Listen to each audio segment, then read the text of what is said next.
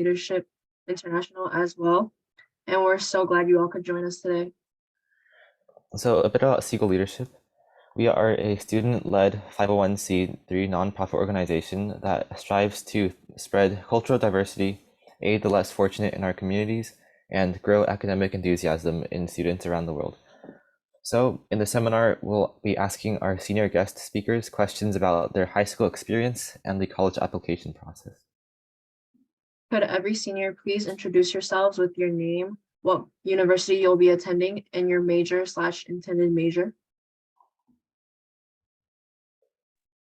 Hi, my name is Casey. I'll be attending UCLA in the fall, majoring in applied mathematics. Hello, my name is Annie Sue, and I'm going to UC Berkeley in the fall, and I'll be majoring in civil engineering.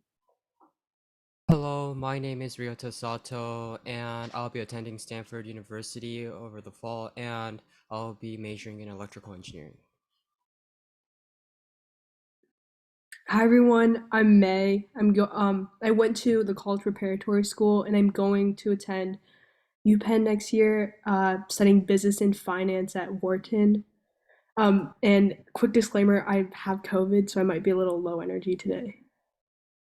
Hi everyone, my name is Iona and I'm also going to Stanford University and I'm not sure yet what I'm gonna major in.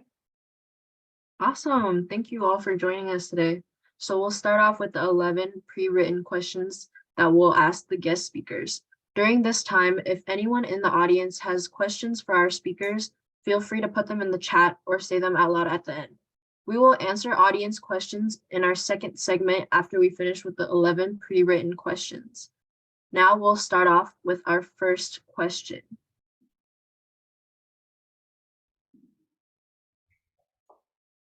So this is for the first speaker, Casey, second speaker, Ryota, and third speaker, May. What tips do you have for compiling your college list, and what factors did you consider? Honestly, if you just Google factors, that's what I did, and those are like factors I used to do my list. But one thing I really want to highlight is just the importance of money and cost, and because a lot of schools, they don't provide like merit scholarships, and then if you don't qualify for financial aid, that tuition is very expensive. So my question is just like, how much are you willing to pay for that out of state or private school tuition? So for me, I took a pretty different route. So I don't know if you can see on the background, so there's a lot of cases of guitars, and you guys can all just refer to me as the jazz guitar person. So jazz guitar was the biggest thing in high school, probably one of my biggest passion, and also electrical engineering, CS, and all of the STEM related stuff I really enjoyed as well. So I just really wanted to combine the two and continue doing music and electrical engineering. So first I cut down all the lists where I wanted to like just make sure that I can get that good education regarding engineering. And also I really wanted to have a good jazz scene. So I applied to a lot of East schools and LA schools and also Bay Area. And at the end, Stanford was just like my dream school just because it has a good jazz program and a good engineering program. For me, researching colleges, I probably researched like 50, 60 schools. And for each one, I made a spreadsheet kind of to like keep track of the different criteria it has.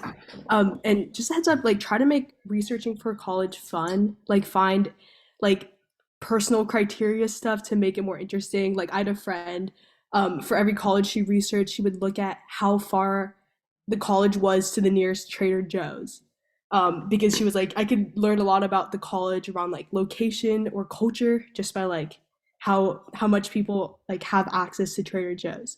And I'd encourage when you research colleges, to not focus that much about like name brand. I think a lot of times like the big names get overhyped, but try to look for like specific things for your majors, or like general things about culture, because that's ultimately gonna benefit you more because you only go to one college and you want to make sure that the college you go to has a good fit for you personally, not just that it sounds impressive to whoever you tell people about it.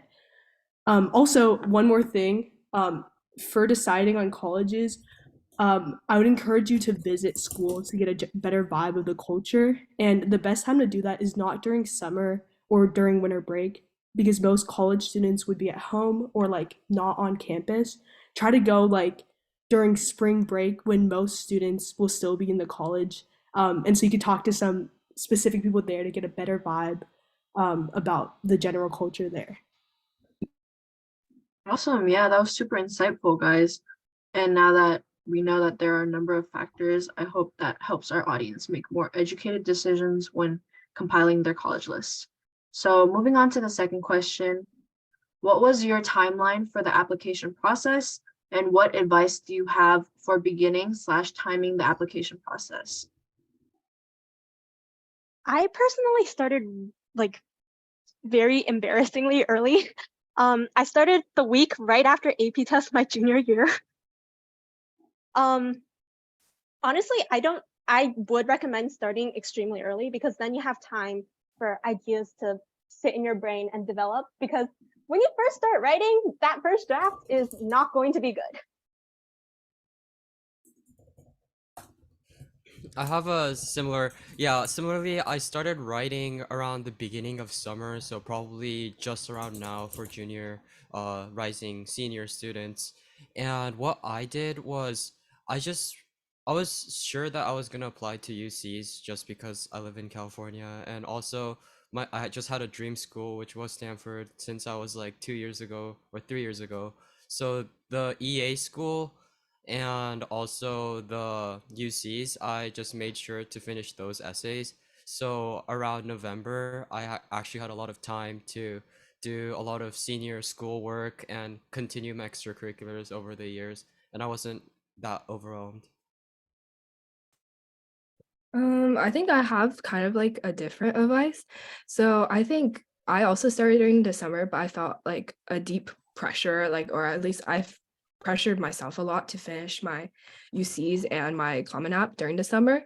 But like things kind of didn't work out because like I didn't really like my Common App for the like entirety of the summer, and I felt like extremely stressed on myself. And I actually ended up finishing my Common App about like a few days before my first due date. So I think my advice kind of for this is like, to be honest, like college applications, you should spend a lot of time on them. But at the end of the day, it's like an essay that you could really even just write in like an hour or two. So don't put too much pressure on yourself to be like, oh, I need to get this done as early as possible, because that's just gonna like stress yourself out, and like it won't turn out very good. So yeah. For sure. Okay, moving on to the third question. Is there any advice you would give for writing essays? And this does go along with the last question, I think. So, I think writing essays, they really want you to stand out. So I think like a lot of people generally, so I think there's like many ways you can go about writing essays. You can write about like a certain extracurricular and you can talk about like your experience there. But like when you're writing about an extracurricular, my main advice is like write about something that you do that is different than anyone else would do or would talk about that extracurricular. So for example, if you're writing about like, oh, you're like the president of a club, don't write about like any like administration stuff, because to be honest, no one really cares. Write about something that like you did that made that club different, that you really impacted on the club, instead of like something the club will always usually do, because they want to see you and not the club. So that's my like main advice for giving writing essays. Another thing is you can always combine many things together in an essay. It doesn't just always have to be about one thing. So if you have many things you can write about, you can always just like combine it all and find a way to connect them. Yeah, similarly, I think being unique and standing out in the essay is probably one of the biggest advice. And it should be that for me, I wanted to write an essay so when admissions officers like read it again, they will be like, "Oh, yeah, that guy." So I made sure that all my essay topics were pretty unique and I guess like quirky in a sense. And it was when I read back at my essays right now, I kind of laugh at all my essays that I write because it was very unique and very kind of like spike and strange, I guess. Kind of to Iona and Ryota's point on like being unique in your essays, I totally agree. But also don't put so much pressure on yourself to make yourself be like the most unique person ever who does like the most niche like weirdest interests. Because at the end of the day, that's just like so much pressure upon yourself. And I don't know if it's like I don't know if you'll have the best essay just because you have the most unique idea. Like I feel like my personal essay was kind of on a generic topic, like I wrote about my love of music and how I use that to build community. But I think I like wrote about it from a lens that felt really meaningful to me and kind of represented my passions and like my personality in the essay, which Iona and Ryota sort of like touched on. And I think that's kind of a more important aspect to getting a good essay out, rather than solely focusing on being unique because I don't know. I'm like, it's really cool if you could be super unique and have this really unique like activity or hobby. Um, but like, you don't have to be like totally different. Just try to make it personal and like meaningful to yourself.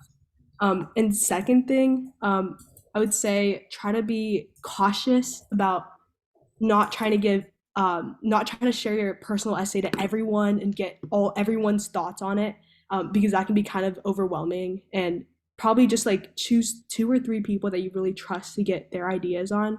I remember I finished my personal essay, thought it was really good, and then I showed it to my mom and my dad, but my mom was like, come on, May, like, this is the best you got? Like, after 12 years in school and whatever, like, you could do better. I was like very upset. I was like, oh, she doesn't understand me. Like, I put my soul in this essay. So I just put that piece of paper aside for a month, didn't touch anything, didn't change a single word, and then showed it to my mom a month later. And she was like, wow, that's the most incredible thing I've ever read. Like, how long do you spend making changes? And that was the same exact essay. And I think from that instance, like, it just made me realize that, like, try to be kind to yourself. People have different views on your essays, and don't be so hard on yourself. Like, sometimes getting a little perspective on what you write uh, can really make a big difference. And don't let one person tell you that it's terrible, to let you like mess up and change your entire personal essay. Yeah, definitely. If anyone who previously spoke on that question would like to elaborate more on like what made their essay so unique or what made their essay more niche, guys feel free to.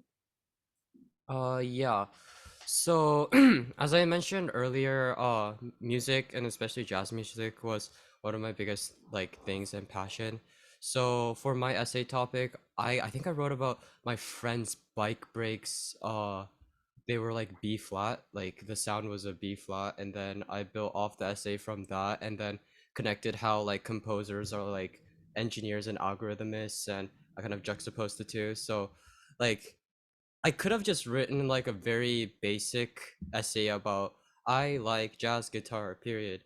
But then I didn't really think that would be like a good essay and doesn't really like represent my love. So I wanted to go more deep into what I wanted to do and what I like to do.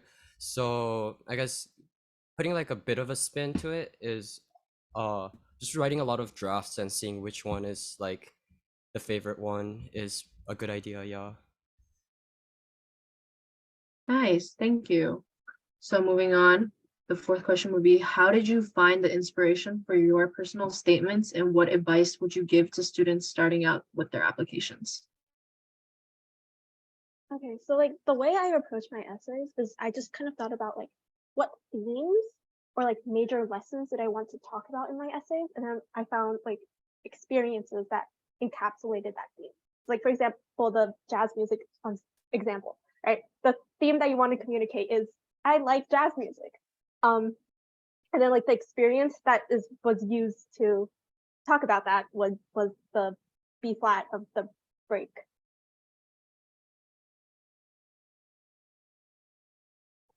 So for me, finding out how I wanted to write my personal statements was just first it started off as hearing what people before me, the seniors before me, had wrote for their personal statements, because you never really know what kind of unique ways people can convey a message about themselves. And one that really stuck with me when I first heard of it was someone that had focused on a certain object and sort of wrote their essay about themselves around that object as a way to give it a unique twist and really say something unique about themselves with just a single thing.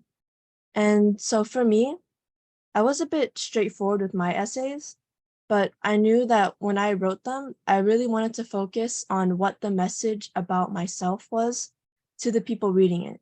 Because the college admissions officers reading your essay, they have no idea who you are. They have no idea about you as a person. They've never met you in most cases.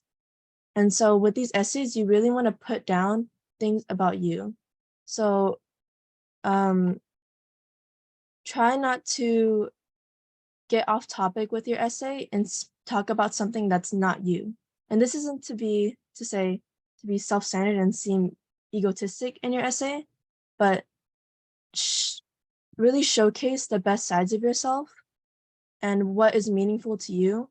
And when you discover what things are meaningful to you and what you're passionate about and what really speaks out about you, then you'll find that you'll easily write the 350-word essay that, or however many characters and words that the colleges will ask you to write about.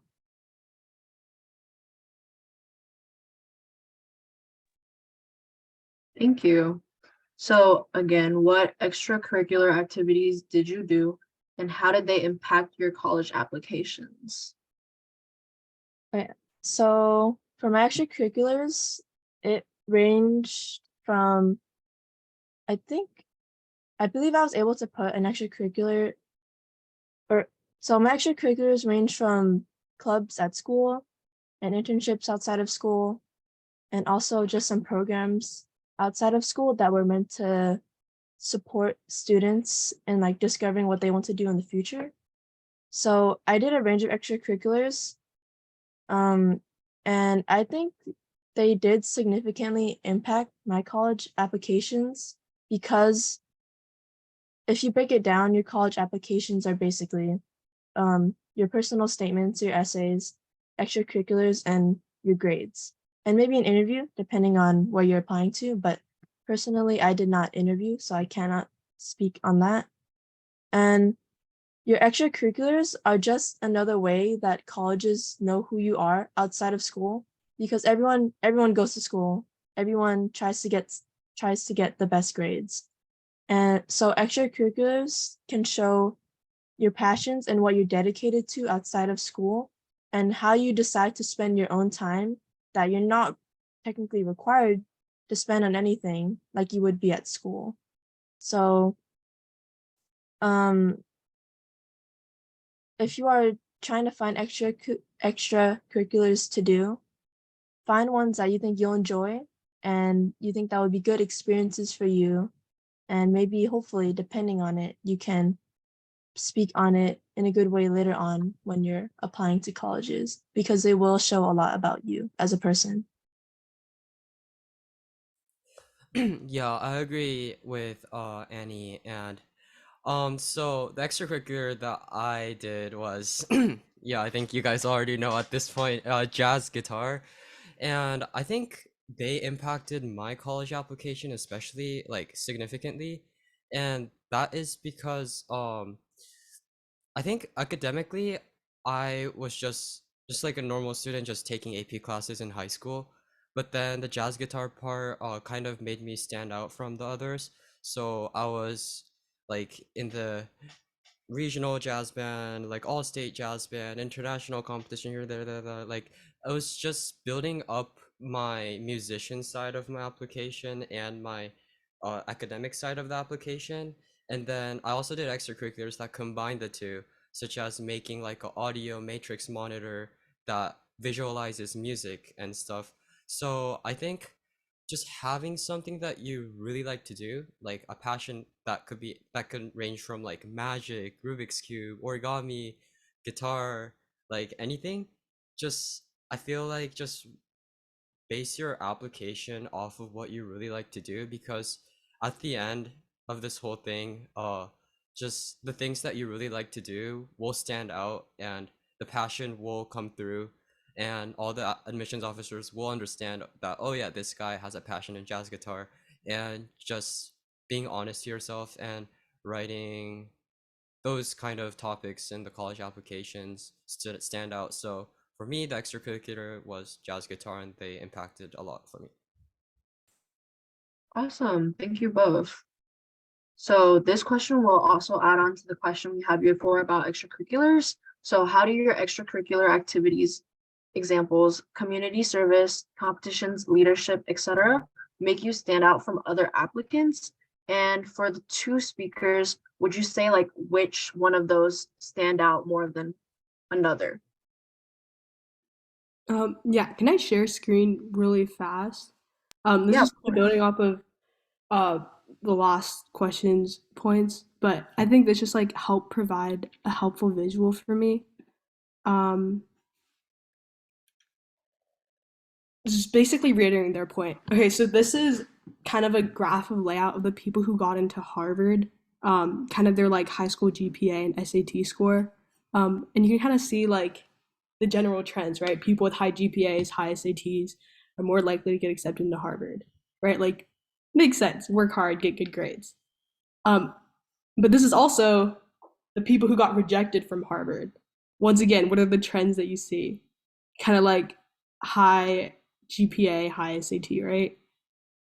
So kind of just like based off of academics and like the very generic like stats, you can kind of see like people who get accepted and rejected from Harvard are very similar. And so I think that's why extracurriculars are so important in helping you stand out and kind of like, I mean, they're both interesting to help you stand out for college applications, but also throughout doing these skills, throughout doing these activities, it helps you build skills that you can basically utilize anywhere you go. Um, for me, I think my two main extracurriculars were Ascension America Youth Organization and being a part of CYCS, the California Youth Chinese Symphony. So, first for Ascension America Youth Organization, this was this 501c nonprofit that I've kind of been a part of for like over a decade. And basically, it was just after I founded it and continued to be like president and leadership in it, is basically a platform to foster youth leadership and basically provide platforms for people around my community, especially youth in my community, to take initiative and start and continue projects, community based projects that interest them. And I think doing that throughout the years, it kind of taught me the importance of teamwork. Um, I got to learn how to be a great public speaker. It also like brought a lot of perspective on like what was meaningful and what things like made me excited to do what I loved. And so doing that, I think it kind of made me stand out because I've just done it for so long. I think consistency was a really big thing in my portfolio. I just like found what I loved, continued doing it. And so like I'm sure there were a lot of people like when they hit like junior year, they really cared about like community service and like doing activism and volunteering at senior centers, like activities like that, which is great and you should I totally recommend you should do it. But I think for me, I've just started doing it at such a young age since like middle school, even slightly earlier, maybe like late elementary school.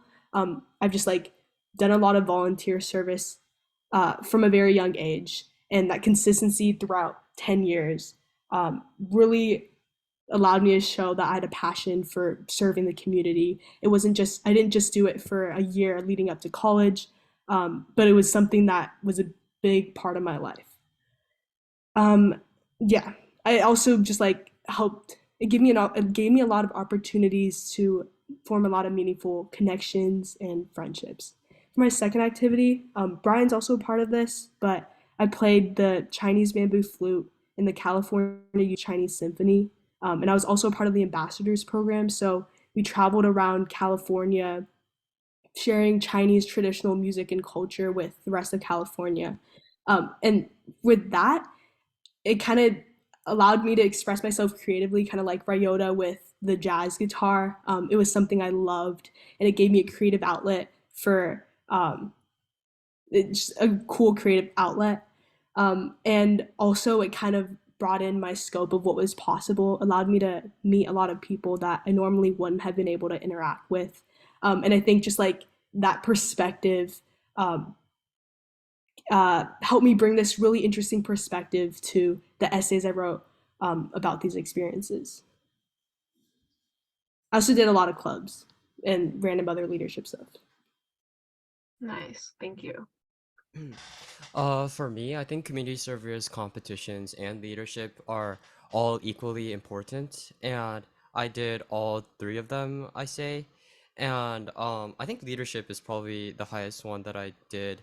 But overall, everything for me was music related, and the two biggest uh I say extracurricular is being part of San Jose Jazz, especially the San Jose Jazz High School All Stars program, which plays gigs and concerts throughout the Bay Area. And there's also, oh, this is just like a name drop, but San Jose Jazz Summerfest is in August. So if you want to check me out playing jazz guitar, you guys feel free to come to the San Jose Jazz Summer Festival. But overall, just being part of some kind of group for a long time is probably what is important. So for me, San Jose Jazz High School All Stars, I did it for all of high school. I think I put like 10 hours every single week into that extracurricular, just practicing guitar, being in concerts weekly here and there. So so that is probably really important. And the other extracurricular is the Stanford Robinson Lab, which was like a internship research program that was based off like data science and computer science and bioinformatics. So that was my STEM side, and I really enjoyed that. And that kind of goes into the research perspective. So in my opinion, if you're going into like any STEM field, I think having like a strong extracurricular that is on parallel to your major that you're planning to apply as is very important. So for me, it was like electrical engineering and CS stuff. So I did a lot of summer camps here and there and did personal projects and took classes that were relevant to my major, and just make sure to have like a good balance between like like extracurricular stuff as in electrical engineering and also what you really like to do as in your like your side hobby. Awesome. Thank you.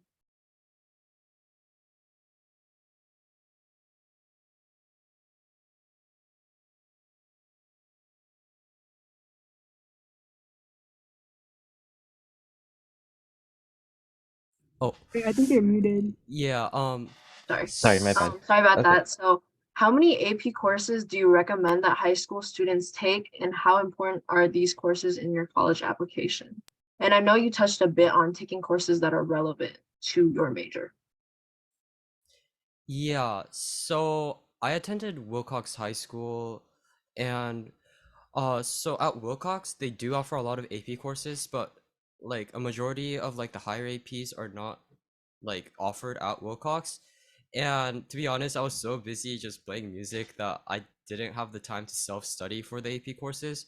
So I think in total I took one in freshman year, one in sophomore year, like four or something in junior year, and I took like six this year, which was kind of a lot.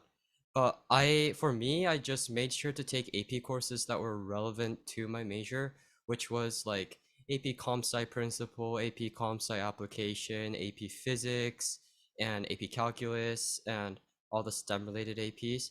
But then I also had a like interest in like history and English and everything, so I took AP Lit and AP Push and everything. So for me, I think taking too much is kind of bad because then you don't have that much time to put for your extracurriculars. But if your school does offer the AP courses, uh I think it is a good chance, it's a good chance to explore, and it is also a good opportunity to just take the courses that are offered and make sure to know like a balance between extracurriculars and APs.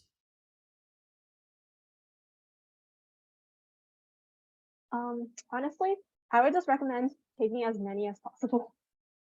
I personally did 13. So 11 were at school. I self-studied one, and then one was outside of school. I think they're pretty important because they showcase a lot of, okay, but then also like 13 sounds like a lot, but my school also doesn't have honors classes. So people just substitute honors courses with APs. I think that like AP courses are pretty important because they showcase that you have a lot of academic rigor and you can handle the like academic workload, especially for supposedly a college level course. But if you have access to dual enrollment and your school has like dual enrollment, which basically means that you can take college courses at like your local community college, I would actually recommend that instead, because especially at like public universities, I'm not too sure about the private schools, the dual enrollment courses and like the actual community college courses, they get you a lot further once you actually are in college compared to the AP courses. So like, for example, at UCLA, if you take the community colleges courses, they count for actual courses that you can use towards major requirements, towards general education requirements. Whereas the AP courses, they don't count for anything except for credit. And like credit is not really an issue when you go to college because you're going to get enough credit to graduate anyways. So like it's kind of annoying that we have to feed this monopoly our money just in order to like, yeah, I will stop. So I went to Monte Vista High School, so it offered a lot of AP courses. So in total for AP tests, I took 16 AP tests and I took 12 AP courses.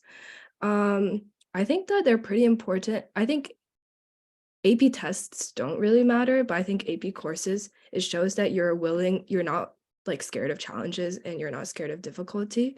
And colleges care a lot about that because it shows that you're willing to take challenges and colleges want to see you thrive in their colleges, and if you're like too scared, I guess, to take like not the hardest classes, they might think that you won't be able to survive in their courses. So I think for that reason, it's pretty important, but I also think that GPA matters a lot. So if you can't handle it, then you shouldn't take it. But as for the AP tests, at least school I'm going to, Stanford, doesn't really look at AP scores that much. Like you can't really get much AP credit. So like it doesn't really matter, that part. Thank you so much for all your answers. Next question. If you could go back to being a freshman in high school, what would you do differently? Or what is something that you're proud of doing? Okay, so stuff that I wish I did. I wish I talked to more people and actually got to know the people around me, which is because like these people, you're literally going to be with them for the like 4 years of your life. So you might as well know them. It wasn't really something I did until this year, and which is when I had to say goodbye to people. And so it was so sad. Yeah.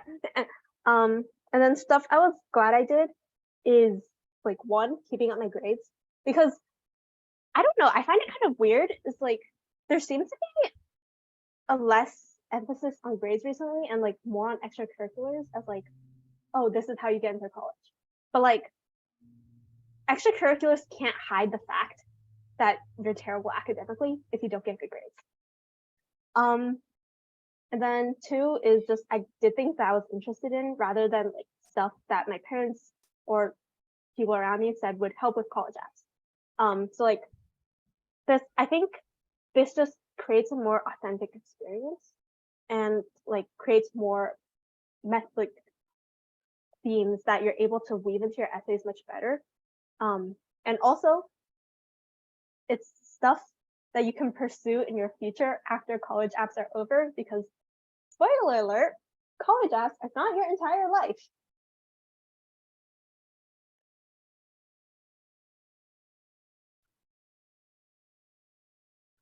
All right, so if I could go back to being a freshman, the first thing I would do is just really assess what I want to do after high school. And I know that seems like a really big task because you're a freshman and you have 4 years left before you do college apps.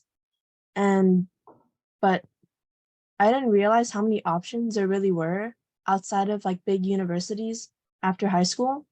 And as a freshman, when you're really looking just at big universities, then you start to just dedicate all of your time, that's what I really just dedicated a lot of my time to set myself up for these college apps. But what I wish I knew, or what I wish someone was told me, was that community college really is a viable option. And if you're not in a place where you can't afford 4 years of a university, and that is just too much of a price tag, then community college is an option.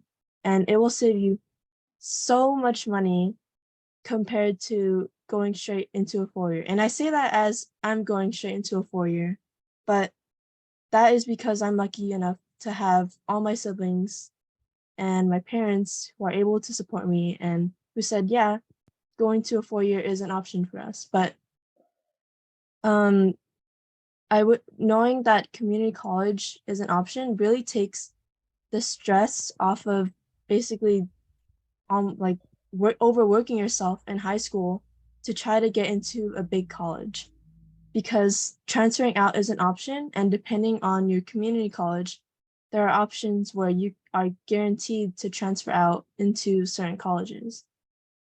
So really just understand, what do you want to do after high school early on, so that you can prepare yourself and know what is coming for you when the time comes. But something I think I did right when I was a freshman was preparing myself, because I knew that I was planning to go to a 4 year for myself. So I really put my time into the extracurriculars.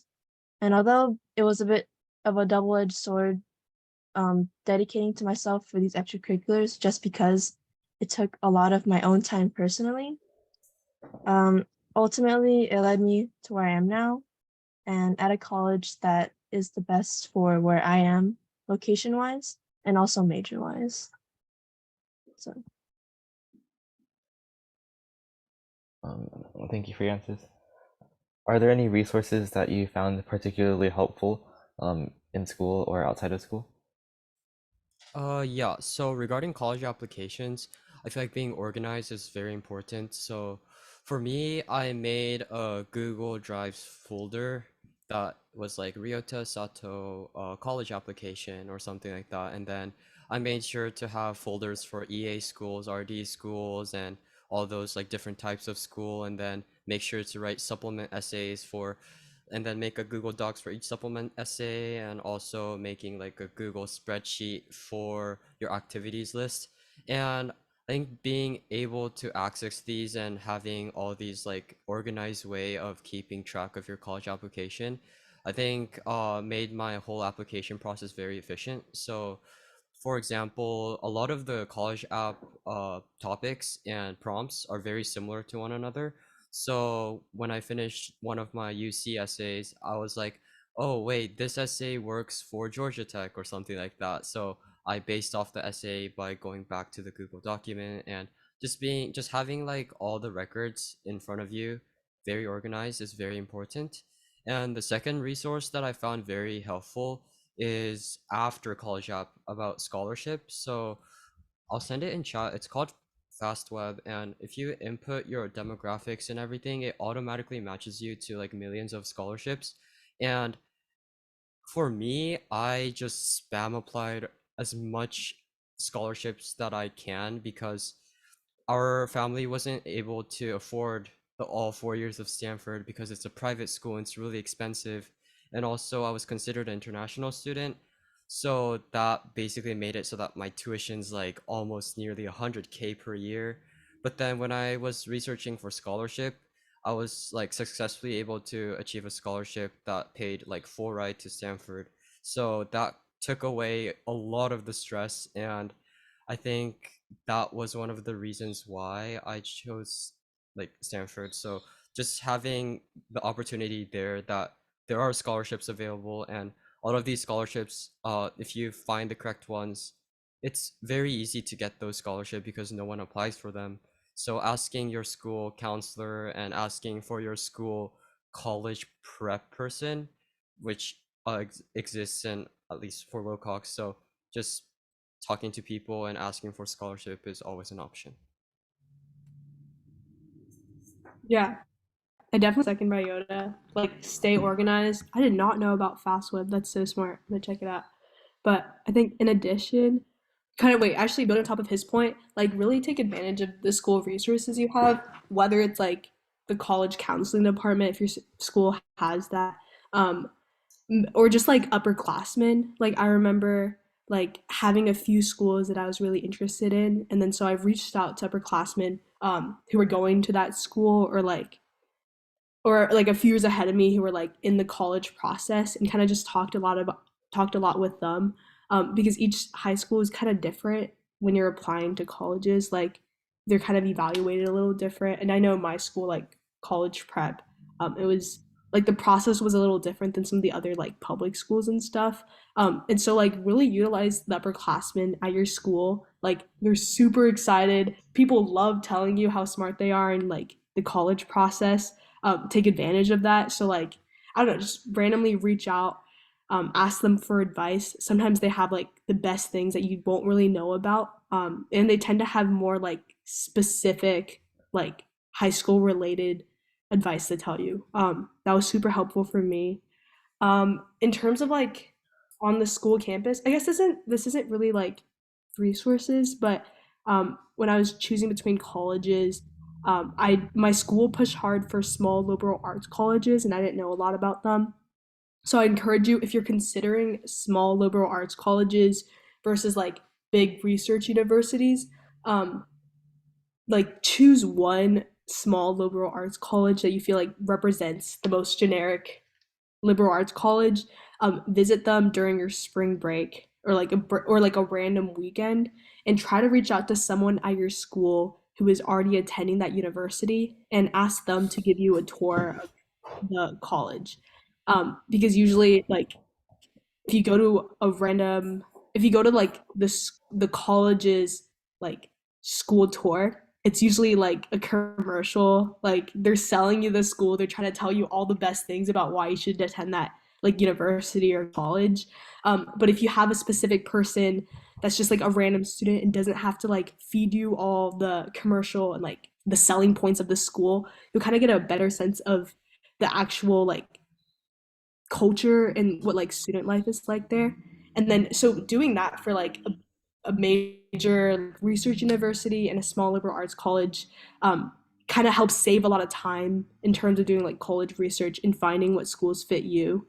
And it's kind of a cheat code for like getting a little bit of that like insider information that might be a little harder to find when you go to some like generic like college info session. Thank you so much. And if you want to check out FastWeb, Ryota sent a link in chat. So, next question. What's something throughout the college application process that you didn't realize beforehand? So something I didn't realize was how much information that they really ask you for college applications. So I didn't apply to the Common App, so I can't really speak on what I asked for in that and for financial aid. But when I was applying for the UCs and like state colleges, even just for FAFSA, I I was so confused. I did not know like what terms meant. I tried to ask my siblings, they didn't know what those terms meant. And so it's just a lot of terminology that will get thrown at you. And I think when you approach these things that you don't know, like we said in the last question, ask questions and ask people you know who are experienced with the process or just know what the process will ask of you to help you, because it will really, you'll make the right decisions and put in the right information to start with when you're doing the application so that you won't have problems down the line. So just be aware that you'll have to fill out a lot of stuff when you're applying for colleges.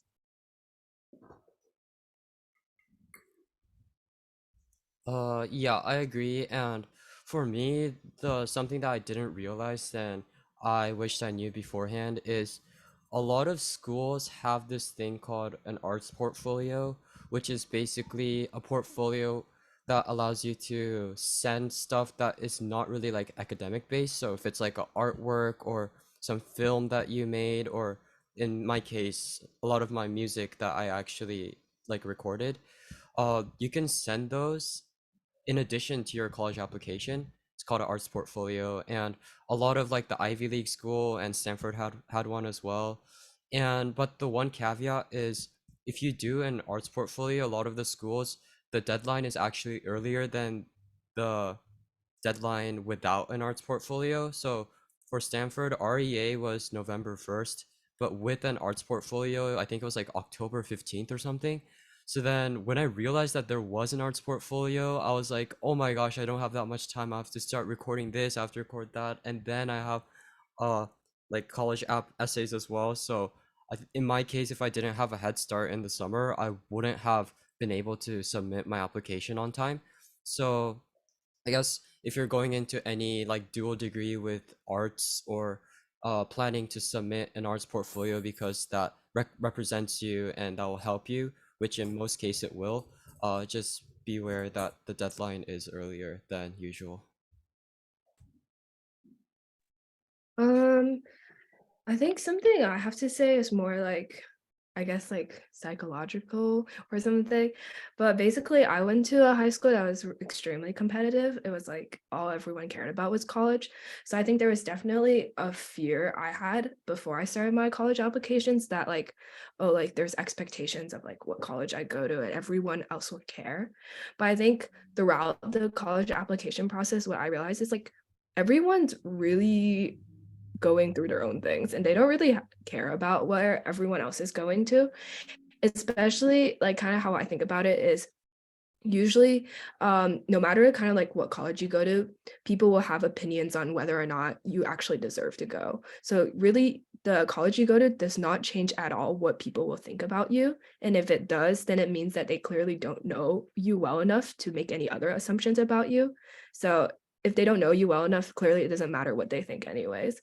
So I think that like truly everyone's just going through their own things and really does no one else really cares at all like where anyone else is going to. Okay.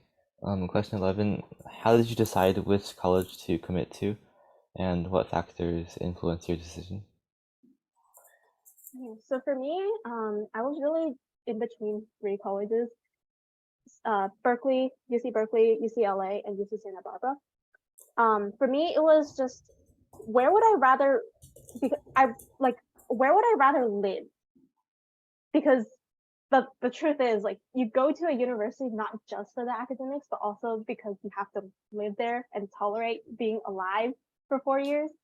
So for me, like just the I don't know how to explain it, but it's just like the vibes of the school just felt more right for me.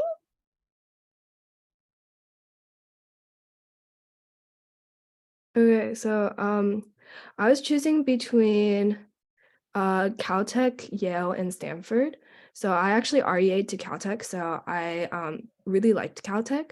And but luckily for me, all three of these schools had admit weeks.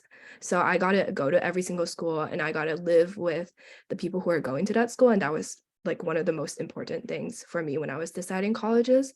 So first I visited Caltech and I really did not like Caltech because I didn't like their culture. And once again, I REA'd to the school, so I really liked it before. But like after living there for I think it was 3 days, I really didn't like the culture and I didn't like a lot of the things about it. So I think visiting the colleges and going to their admit weeks, if they have that, is like one of the easiest ways to decide which college to go to. And Stanford's admit week was the last one. It was like a day before commit day or something. But I really liked the culture there. And I liked like the people that I met there. So like getting a feel of like, oh, like this is what it's gonna be like when I live there. This is gonna be like the people I'm gonna hang out with and something like that. Really helped me figure out what college I wanted to go to.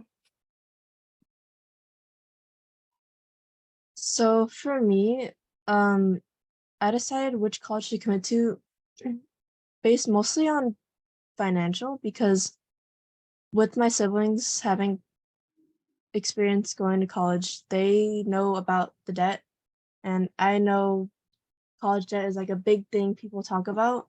So I wanted to avoid having to spend too much unnecessary amount of money to just attend a college. So location was a big factor for me. UC Berkeley is commutable from where I live, so it's about a 30-minute drive, and or I can public transportation there is also possible. So Berkeley was one of my top choices just because it was nearby and I wouldn't have to pay housing for all 4 years if I attended.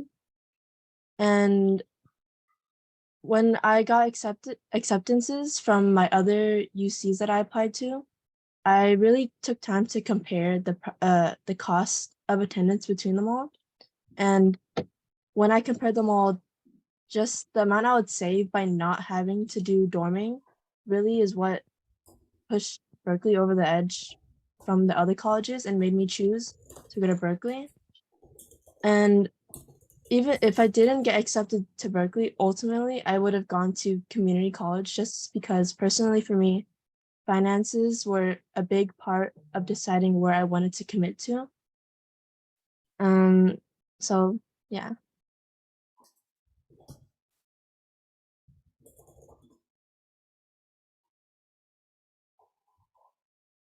All right, that ends our pre-written questions. Thank you, speakers, and thank you, audience. And now we'll be moving into the live Q&A session with any questions in the chat. And as questions are being answered, if anyone still has a question, you can feel free to still put them in the chat. So starting off with the first question. Okay, here's a question for Ryota. And the question is, how did you decide what to include in your art portfolio that you submitted to Stanford? Okay, so this is specifically for Stanford, but Stanford had like a whole like requirements for what to send for each application, if it's like classical music or if it's like art or something. But then for my case, for jazz guitar, there isn't any like fourth movement concerto thing for jazz.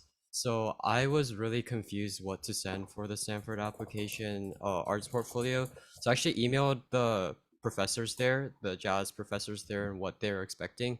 And I had like this whole like conversation back to back, probably like 15 or 16 back to back emails. And at the end, I submitted one bebop tune, which is a very fast jazz piece, one of like a solo jazz guitar like ballad, which is a very slow piece, and also submitted one of my several like live performance videos, which totaled to 3 tunes, which was around like 8 or 9 minutes long, which met the requirements and they really enjoyed it.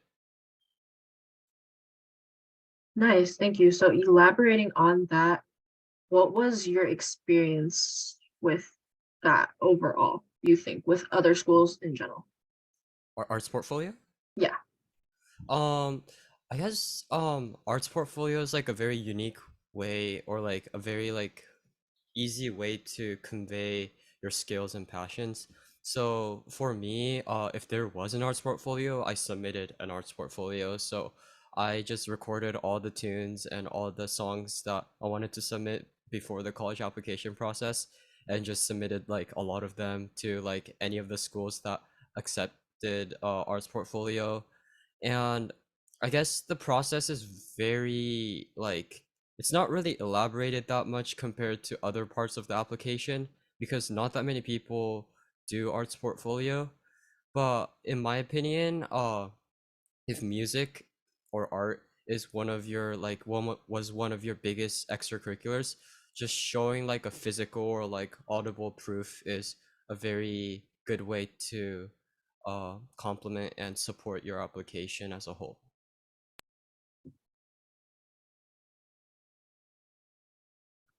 So a question for Iona, what exactly didn't you like about Caltech and its culture when you visited? So I think one thing, so I don't want to hate too much on Caltech because I do think there's many good things about it. One thing that's really good about it is it's really small, so there's a lot of opportunities. I think what I saw was there's like, I think it's pretty well known that Caltech is really hard. And what I noticed like when I was staying at I stayed at a host dorm was that they generally didn't sleep much and they also spent a really long time doing their homework. And I think compared to visiting other colleges, other colleges, everyone slept at like normal hours. People in Caltech slept at like 5 a.m. every day, just staying up doing their problem sets. And I realized like I want to do things outside of just academics, like everyone else on this panel, I think. I also did music and I wanted to do like music things in college and I didn't want to spend my entire time doing homework. And another thing was almost every other college that I visited had some sort of like a performance thing where they showcased the music and other things in their college. And I noticed that Caltech didn't have that. And because I wanted to do something like that, like not being able to have access to that is something that I really didn't like. Our next question is one for all the speakers. Did any of you submit a video portfolio? And if so, what was your timeline for working on that? I had to, I don't know if it was a specific video portfolio of like multiple videos. I know I had to submit a video to Brown. I got rejected, so it's like take my advice with a grain of salt. I think it was just like the normal time I started with my essays. I think I did it like around July or August because I applied ED. And then like editing it didn't take that long. It took like an hour. Yeah, and I just submitted it. It like they ask for like your authentic self, so it doesn't have to be edited too much. It's just you talking to a camera, writing a script, why you want to go there. Yeah. Okay. This is your last chance to ask any questions that you might have for our speakers. Yeah, feel free to put anything into the chat or just unmute.